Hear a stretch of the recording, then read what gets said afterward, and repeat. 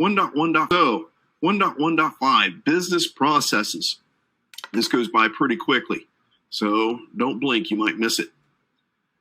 Business processes, consideration of business objectives and operations. That would be your primary concern when defining risk management strategies. Be careful. They'll give you some very sexy, attractive other answers, but remember, business objectives and operations drive all the other. So when they say, which one of the primary concern when defining risk management strategies? Compliance with law? Well, yeah, so long as business objectives isn't available as an answer. Compliance with law is a business objective. It covers all those things. So in terms of being the primary one, you get the logic. Embedding risk management activities into business processes helps achieve what? Risk-based organizational objectives in the most effective manner possible. Integrating risk management, we talked about that. Here they call it embedding risk management. What can we use to support recommending encryption of corporate laptops and removable media?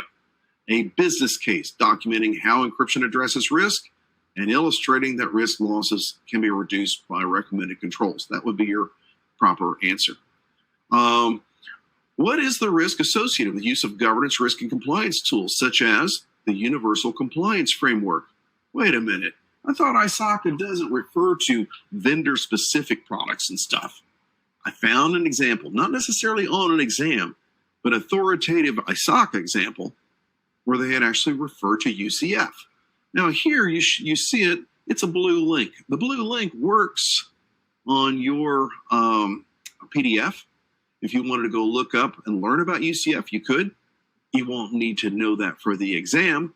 All you need to know is that ISACA claims is the potential vulnerability that it will not be updated and refreshed at least quarterly, thus becoming obsolete. For those of you that want to know, UCF is a product that is offered commercially to help us crosswalk compliance requirements from one to the other. And it helps us then in managing and keeping up to date with our compliance efforts, just so you know. So, question, I told you that would go by fast, don't blink. Which of the following helps to achieve risk-based organizational objectives in the most effective manner possible?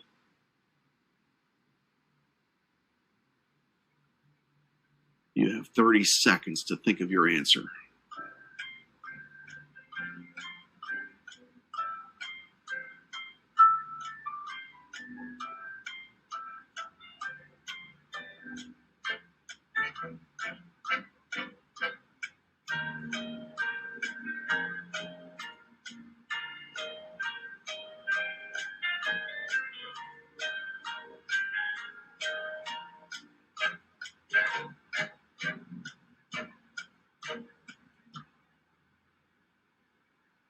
All right, what do we choose? 78.6% of you. Now understand, it's about just follow my guidance and memorize what I told you to memorize. These are all nice looking answers, aligning key risk indicators to key performance indicators, aligning key risk indicators to key control indicators, aligning key risk indicators to key performance objectives. The right answer is what I just mentioned, embedding risk management activities into business processes. That's the proper answer. We will be addressing our KRIs and KPIs and so forth later, but when they just asked, what helps you achieve risk-based organizational objectives in the most effective manner possible? They really are not looking at the key risk indicators and key control indicators at all. They're looking at making sure that it supports activities within business processes, integration. So, organizational assets. Checking in progress. Yep. Strategies. We're looking at organizational assets. Strategies might be required for various resources. Examples. Just examples, not on your exam. People, premise, technology, information, supplies, stakeholders. When we take a look at our people, again, we have to determine, well, if we use people to get things done, We have to look at those people as potential failure points. What happens if they're not around? What happens if they got another job? What happens if they got sick? Well, then that means somebody else needs to do what they do, and therefore we might want to document how they do what they do. We might want to have crossover training and things like this, cross skills training. Again, premises, again, making sure that we recognize that as a critical resource and having alternates for that. Technology, having alternates for that. We'll be seeing a lot of the actual controls and examine language when we get to the domain for security activities in the security domain. So we go on. Information assets also need to be protected for confidentiality, integrity, availability. You see me flipping through this extraordinarily fast. It's because there's nothing really exam-y here. This is just basically giving you background or information on asset management and asset protection, which is an actual category for the exam, but I haven't really seen much evidence of a lot of questions that go directly to it. The organization needs to identify, maintain inventory of supplies that support critical services so they will continue to run. We need to make sure that our stakeholders are also protected as well, right? Making sure that we have controls according to their requirements. And that leads us finally into Section 2, Risk Governance. I'm actually a little bit ahead of schedule. How about that? Where am I? No, I'm not. I'm just where I need to be. So moving along. Sorry about that. I just try to make sure of the time because it's so sensitive. When we hit 5 o'clock Eastern time, when we hit the end of the session today, those of you who haven't taken training with O'Reilly, Lindsay backed me up on this. When we hit the end of the session, it is the end of the session if it means I'm in mid-sentence. So be careful. I got to get this stuff done. Enterprise risk management framework we're going to cover. We'll also look at something called the 3 lines of defense. We will look at risk profile. We will look at risk appetite and risk tolerance. We will also look at legal, regulatory, contractual requirements, and we will look at professional ethics of risk management. So, as we continue on, we have now gone out of the general governance into risk governance. So now we go ahead and look at our enterprise risk management itself. Again, you'll start to see some redundancy here. Risk management, it encompasses the coordinated activities to direct and control the enterprise with consideration of risk. An enterprise-wide risk management framework's purpose to enable a consistent approach to risk response throughout the enterprise. Risk goals and objectives are the primary consideration when we select a risk response technique. Pretty straightforward, not a lot of explanation needed, pretty logical. Things you'll need to memorize in this way. Well, what about risk and security control frameworks? Again, a framework is essentially a recipe, if you will, to make sure that we address all the key critical pieces in order to say that we have a risk program. So the risk program needs to be customized to the organization you're in, because every organization has its own ideas of what impact criteria are important. They have their own stakeholder concerns and requirements. They have their own business processes they need. Every organization is different, and therefore every organization needs to custom create a risk program to their organization. But wouldn't it be nice if we had a framework available that we could look at to make sure that we had all the right pieces involved? That's what ISO 31000 is, the ISO 31000 standard. That's what ISO 27005 is. It's also a risk management standard for information security. There are others. So the risk frameworks that we download and that we use, buy, they help us build a program, but you can't say they are the program. They're just making sure that we got all the right stuff in there. Show you all the elements that are required. So when we take a look at risk and control frameworks, again, an information security framework would be, again, a series of documented processes used to define policies and procedures. In other words, the framework itself are not the policies and procedures, but they help you define good ones. Again, getting good policies and procedures for implementation, ongoing management of information security controls. A security control framework outlines the organization's approach to security, including a specific list of security processes that are necessary, procedures, and solutions that are actually used.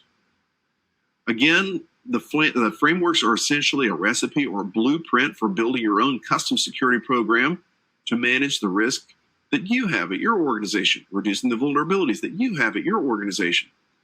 Again, security pros utilize these frameworks to define, prioritize tasks for building security into an organization.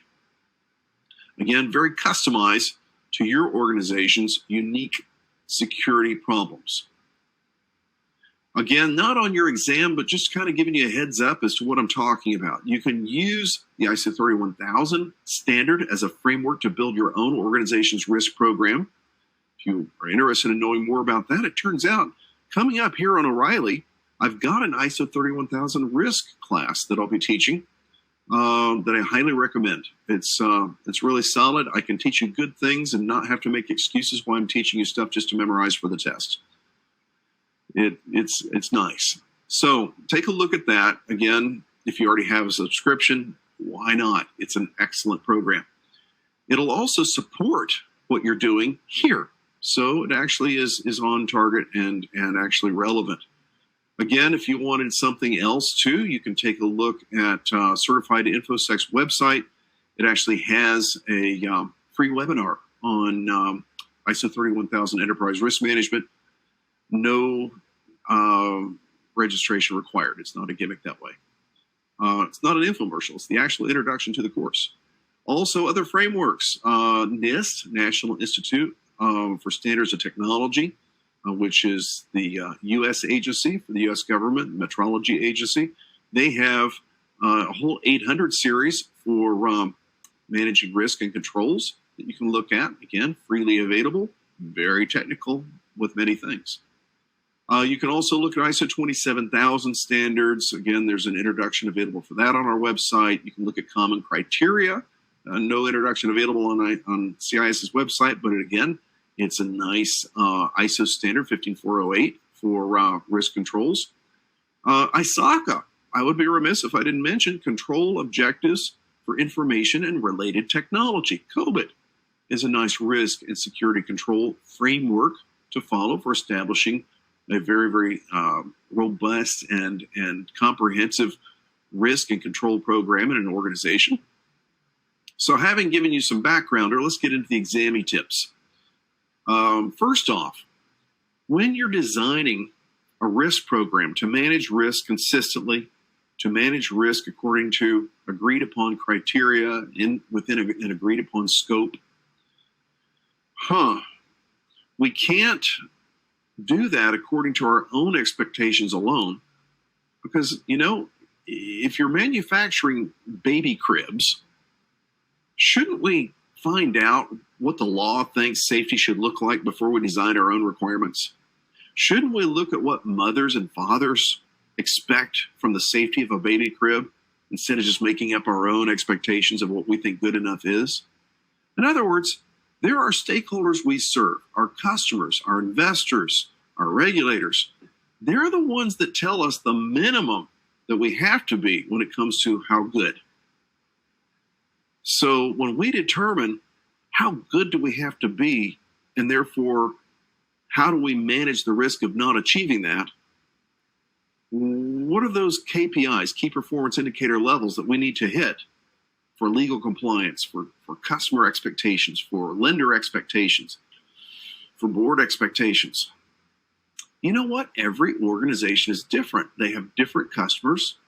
They have different regulators. They have different investors. They have different business environment. And therefore, really, before you can determine what is right for a company to practice with risk management, you have to look at that individual company's business requirements without considering other businesses' requirements, unless their business requirements can drive your requirements, right? So, case in point, if you are my customer and you have compliance requirements that I normally don't care about, but you can't do business with me unless I help you comply with those requirements, your legal requirements just became my legal requirements if I want to keep you as a customer. Here is that linkage. So again, this means that when I'm designing a program, a good time to check with customer requirements, a good time to check with legal requirements is before you build the program, not after, because their requirements inform what you should have as your own. So we need to, that's internal and external context of the organization. For those of you familiar with ISO 31000 or COSO, risk management frameworks, that will sound very familiar. Understanding the relevant jurisdictional legal requirements. Again, your company's legal requirements are different perhaps than my company's legal requirements.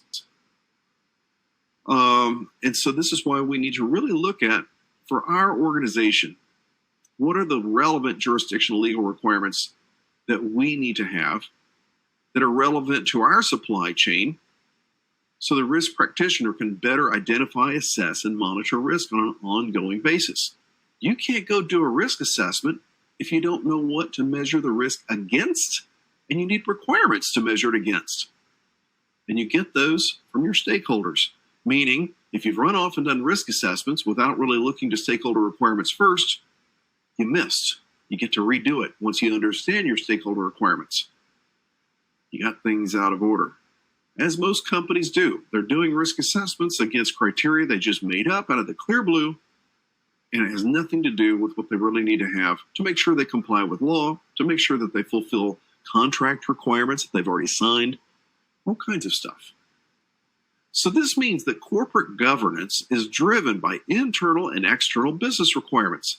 In ISO's language, because I'm a big ISO standards nut, typically you find this referenced in Clause 4 of most certification standards and specifications. So this means that we need to look at the requirements of our suppliers, employees, regulators, creditors, shareholders, and board members to really know what our requirements that we're going to operate by should look like. So that's the backgrounder that you're not tested on. The stuff you are tested on, well, it has those funny looking bullets in front of the things. Defining the context and purpose of the program must be completed when? Well, not at the end of developing a risk management program. It's what drives your risk management program. So during the initial stages, stakeholders directly or indirectly determine risk response. So gaining participation of relevant stakeholders is necessary to make sure your risk program is effective. If I want to make my risk program protect your child according to your safety expectations, I have the responsibility to ask and check and research. Stakeholder communication would fall out of alignment in real life. That's what this is pointing to, and this is why I have new respect for the CRISC certification.